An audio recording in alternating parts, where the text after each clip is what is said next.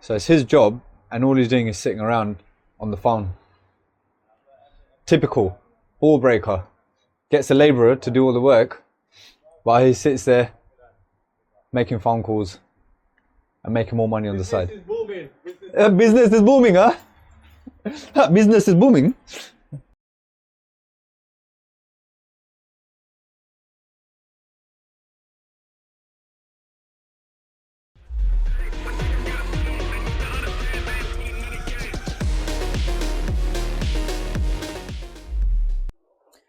Happy New Year 2025, 5th of January. I've had pictures from friends and colleagues up north. They've got snow. We're down here, we had a little bit of snow last night. It settled a little bit and then it started raining and it's all gone. So it's just cold and wet down in London. But hey ho, it's 2025. Let's smash it. Let's hit the ground running. Let's make this a good year. As last year was good, but yeah. Let's just make it an even better year. I hope everyone's had a great Christmas and a great New Year. I hope you're feeling well rested, well relaxed, and either if you've been working throughout Christmas and New Year's, then fantastic. If you've had some time off, hope you're ready to hit the ground running again. I went back to work on Friday. I had a pretty full day, finished about 9 o'clock at night, and this whole week as well. So I've got another busy week ahead. But it's going to be even busier because Jessica's starting nursery, so she's got her settling in days first. So got to work around the logistics of that. And then obviously when she starts her actual nursery days, then the logistics will change again, doing the drop-offs, etc. So yeah, it's a new year, it's a new start, new routine, just trying to get back into the swing of things. It is a little bit difficult after having some time off to sort of get back into the groove, but you know, we try and do the best that we can. But this video is an installation video. I hope you enjoy it. It's from the beginning of December. I'm going to go through my videos and see if there's anything which is not interesting. I'm going to try and skip through them and bring out just more breakdown videos, things which I would probably enjoy watching as well as you guys would. So yeah, I don't really know what else more to say other than hope you have a great weekend. Hope you've had a great weekend and I hope you have a good week ahead. I'll catch you guys soon. Hello and welcome to today's job. I am working with the hamster today, and normally I don't really film installs that much anymore, but I am today because I think this is going to make an interesting one. We've got an old Ideal Vulcan here, which the gas valve's letting by, and that's obsolete, which is why we're replacing this boiler today. We are going to be converting it from gravity fed system to a sealed system by putting in a system boiler instead of this heat only. It's a little bit of a tricky one in terms of trying to suss out what's what, because we're in a flat and it's not clear what the pipe work is. We're kind of making a few assumptions and we're hoping that the assumptions hold true, but it's going to be a bit of trial and error at this stage whilst we do a little bit more investigation. Now this boiler can be piped up as a 4-pipe boiler, so you can have without zone valves, one side for the heating, one side for the hot water side. However, this has been done as an S plan. We've got 2 pipes here and 2 pipes here. Now Josh came here a few days ago and he tried to suss out what's what. He sent me some videos and I've kind of got a theory about what's what, but it is going to be a little bit of guesswork and hopefully what we assume is going to be true. The assumptions are, well, this is clear anyway. That's our primary flow because obviously that's going to the pump and the zone valves and everything. This side here, that's going to be our primary return. And we've got 2 returns going into there, and that makes sense because one of these is going to be the cylinder return and one of these is going to be the heat return. I'm guessing this is a cylinder return because that's usually has a gate valve on it to use it as a balancing valve, and that's probably going to be the heating return. Now on this side we've got another 2 pipes, and what our assumption is, that's our cold feed and vent, because when Josh called, you called Ideal on Friday, didn't you? Yeah.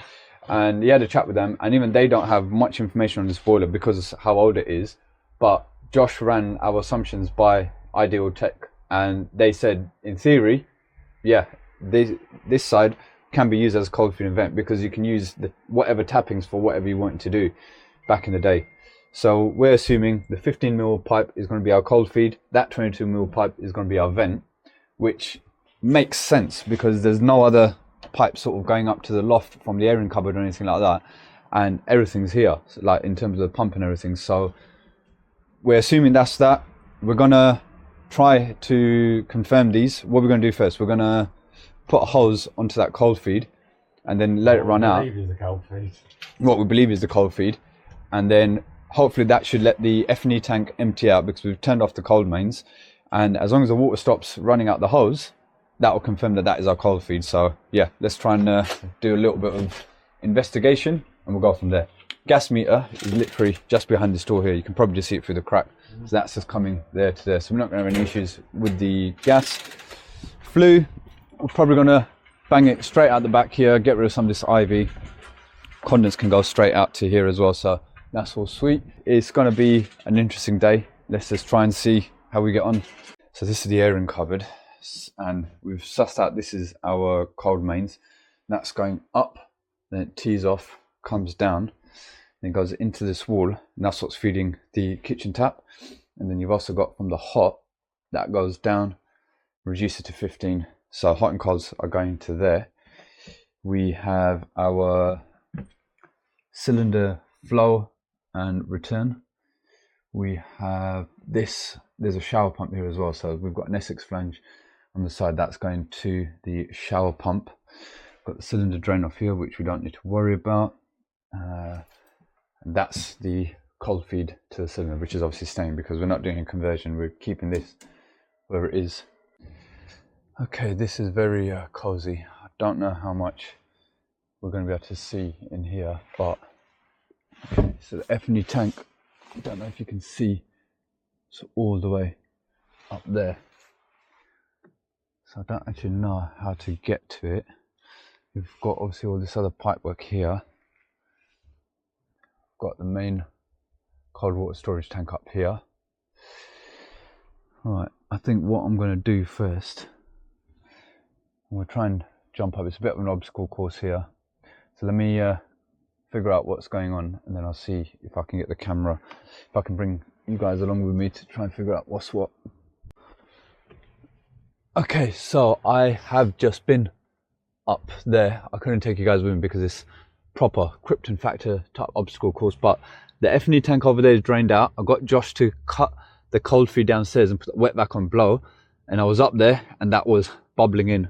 So we confirmed our cold feed and vent. I was correct. Let's get this ripped out and let's get this piped up. Happy days. So we've sussed out that was our cold feed. So that can be used as a filling loop. We're going to link that up in the loft, probably get rid of this plastic bit here and then just come straight down from here as a filling loop. The vent pipe's going to go, obviously. I'm going to site the boiler on this wall and either Flue straight out the back or maybe out the side. Haven't decided yet. I reckon probably straight out the back because it was probably going to be easier. And then condense can probably go straight out the side there because the gully's just there. I reckon now that we get rid of this vent pipe, because that's going to be redundant, we should have enough space to basically just site the boiler there because it's not that wide a boiler. We're putting what? Main eco compact system. They're quite slim. So I reckon we should be able to fit it on that wall without having to mess around with this pipe work. That pump's going to go because we've got a system boiler, so flow will just go straight into there. Return is already down low, so we can just literally boom, boom, straight up there. Filling loop, bang into there. Gas, probably maybe, well, we want to bring it down in 22, so perhaps we might take this bit off and cap it here, and then maybe either cut it here, put a T here and bring it down, or maybe put a T somewhere here and bring it down, because we do want to keep it in 22, but we don't really mess around with this connections here too much. So I think that might be a bit tight to cut in a T there. So I reckon we'll probably cut in a T there, bring the gas down, round, and then into the boiler. Right, let's get this decommissioned, let's get it ripped out, and then go from there.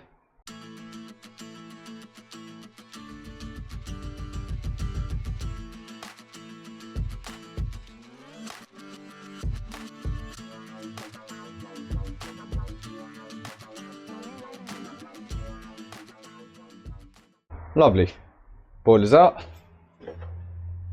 Just called this scrap man. He's going to come and take that away.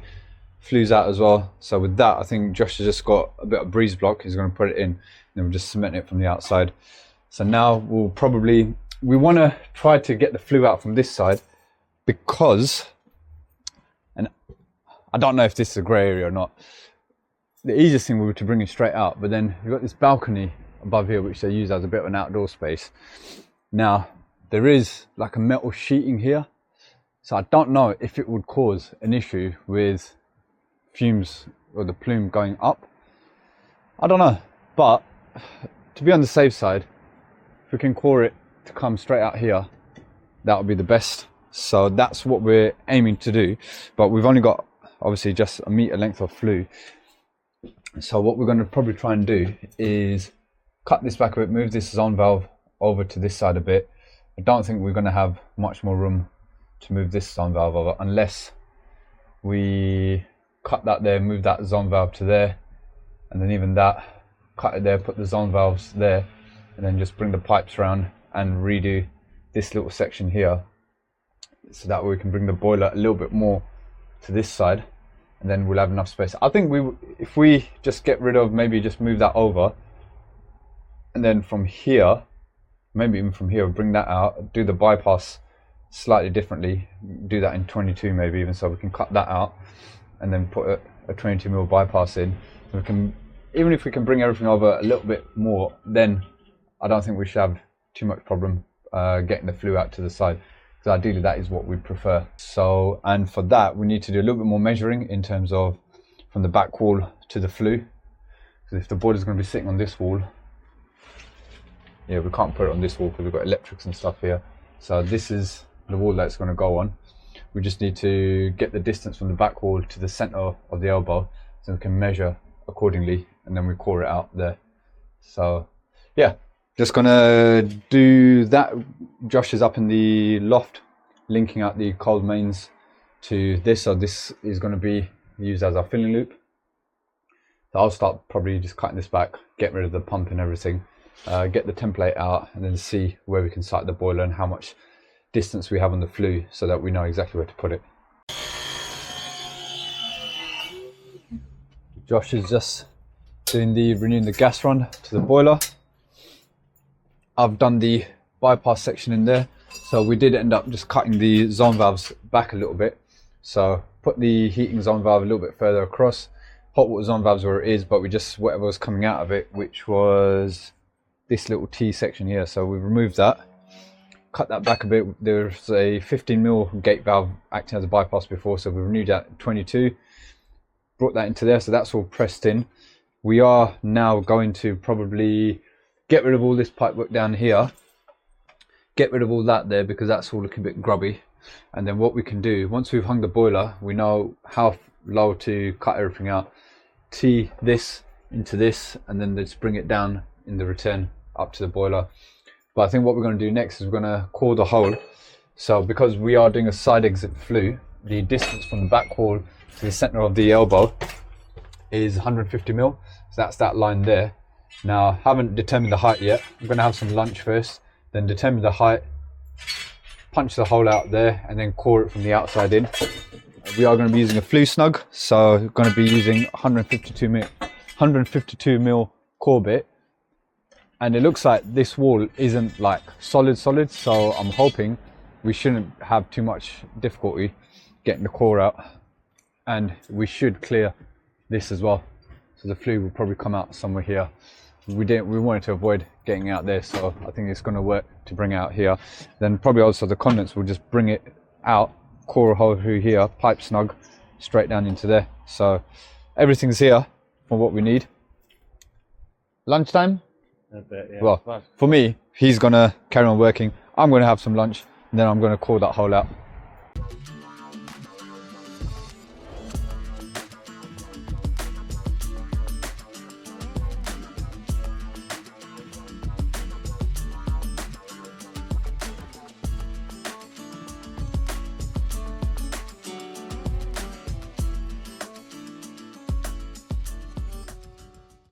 Flue is through.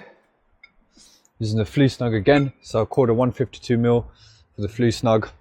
Think of just leaving the flue like that. What do you reckon? I think it looks alright. You can use that as a pull-up bar. Josh could do with a few pull-ups. Got the bracket lined up. Going to hang the boiler on the wall, then bring the flue in, knock it on. We've done it in a way so that we don't actually need to cut the flue down. So once it's on, that flue should sit nice and flush against the wall. Josh has cored out the condense as well. It's too quick for me. I tried to film him doing it, but it's too quick. So that's all done out here. But he's put the pipe snug logo on the bottom. You better sort that out, bruv. But that will drop straight down into there. And now, let's get the boiler on, and then we can do our return flow. Gas is ready to go in. We need to do the PRV. We need to remember to do the PRV. By that, we can just bang straight out the back. Okay, let's get the boiler on. Right, here comes the boiler.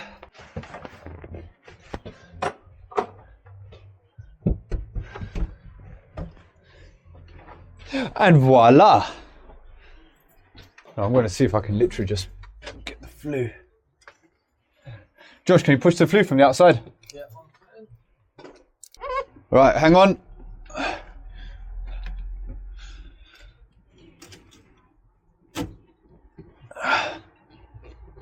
I think that's in. I haven't even greased it. Do you reckon I need to grease it?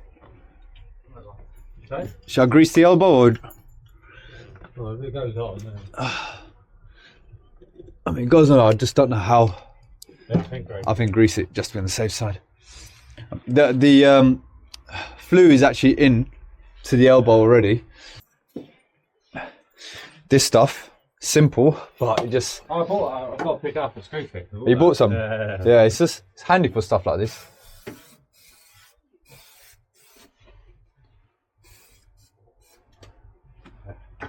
That's going well.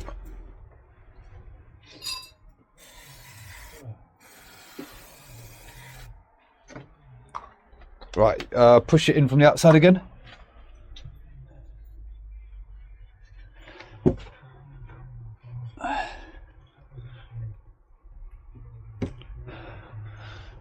Yep, that's in. Straighten it up. Yeah, that's lovely. Yeah? Yeah, mate. Swedish.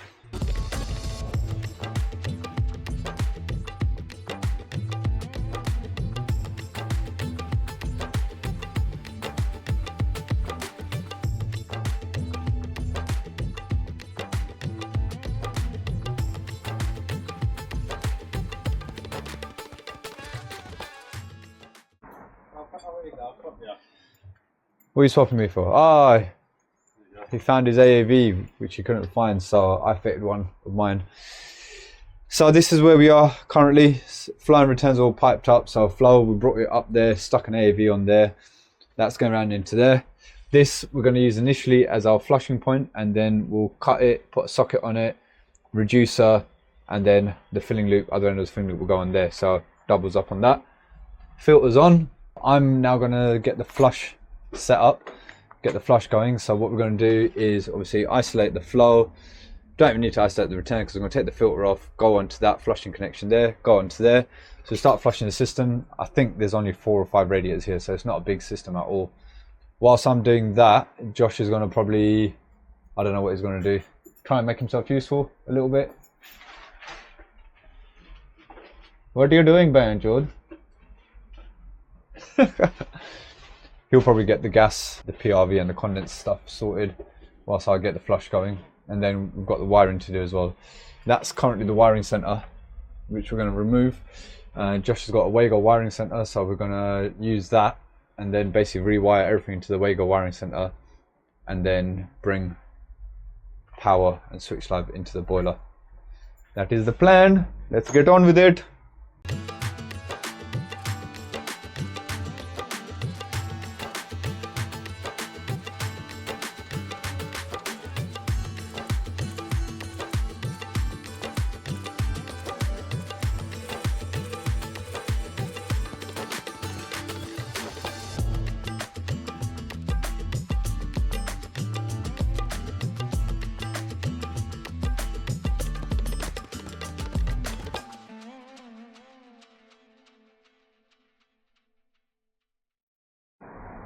So it's his job, and all he's doing is sitting around on the phone.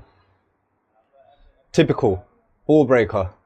Gets a labourer to do all the work, while he sits there making phone calls and making more money on the side. Business is booming. Business is booming, huh? Business is booming. So here we are. we are pretty much ready to start flushing. That's heating up, so I'm just waiting for that to warm up. The cold mains, it's very cold today, so that's going to take a while to heat up. Got a flushing point there, going to take the filter off and put the other flushing point on the bottom there. Josh has just done the condense. We forgot to put a lever valve on the outlet of the bypass, because when you're flushing, obviously you want to make sure that it's not going to be short circuiting. So Josh has just retrofitted that in. We've got the PRV left to do, we've got the wiring left to do, and then it's flush and commission. So I think now we're just waiting for that to heat up, get the flush going, get the PRV done, gas is done. We need to do a drop test, don't we? Have you done a drop test? Huh? Have you done a drop test? No, not yet. Okay, so we need to do a drop test as well.